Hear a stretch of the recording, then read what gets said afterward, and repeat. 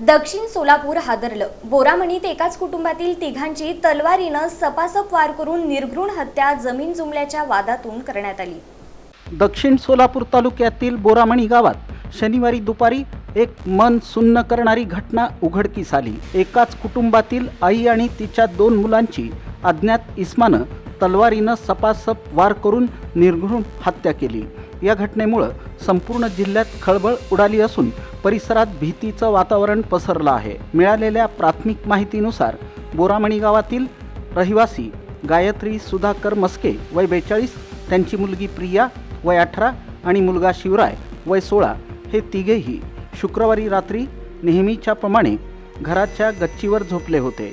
मध्यरात्रीच्या सुमारास अज्ञात मारेकऱ्यानं गच्चीवर प्रवेश केला आणि झोपेत असलेल्या या तिघांवर तलवारीनं भीषण हल्ला चढवला।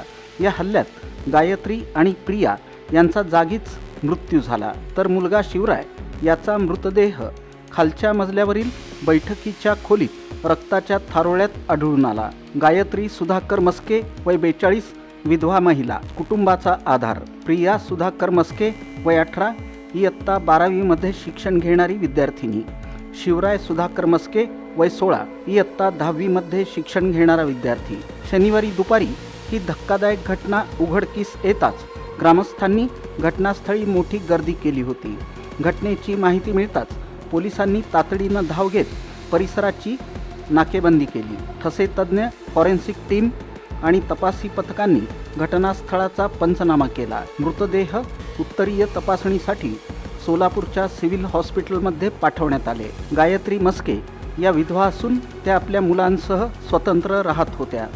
त्यांच्या घराशेजारीच त्यांच्या सख्ख्या दिरांची घरं आहेत। प्राथमिक अंदाज वर्तवण्यात येत आहे की घराच्या किंवा शेतजमिनीच्या कौटुंबिक वादातून हे टोकाचं पाऊल उचललं गेलं असावं। मात्र ही हत्या नेमकी कुणी आणि का केली याचा अधिकृत खुलासा अद्याप झाला नसून पोलीस या प्रकरणाचा वेगानं तपास करत आहेत। एकाच कुटुंबातील असा दुर्दैवी अंत झाल्यानं बोरामणी गावावर शोककळा पसरली आहे।